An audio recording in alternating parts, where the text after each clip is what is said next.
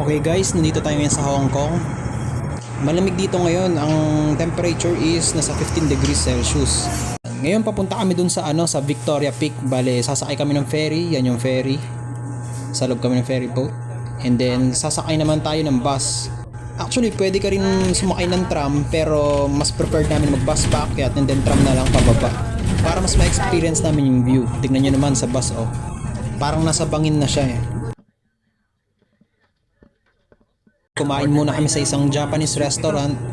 Pag-order ka pala dito, pipindutin mo lang dyan sa tablet, and then kusa nang darating yung pagkain mo. And then yan, namit natin yung wax figure ni Jackie Chan at iba pang artista. I-vlog ko rin yun. Then ito naman, may telescope dito, pwede kang sumilip para mas makita mo yung magandang view sa buong city ng Hong Kong. Then ito naman yung tram na sinasabi ko. Ito na yung sinakay namin pabalik, di na kami nag-bus.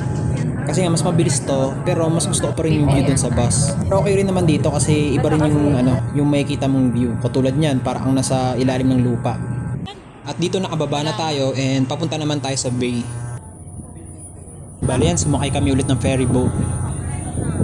Then ito naman yung view ng Hong Kong City mula dito sa ferry boat. Dito naman tayo sa bay ng Hong Kong. Yan, ito naman yung view mula dun sa bay.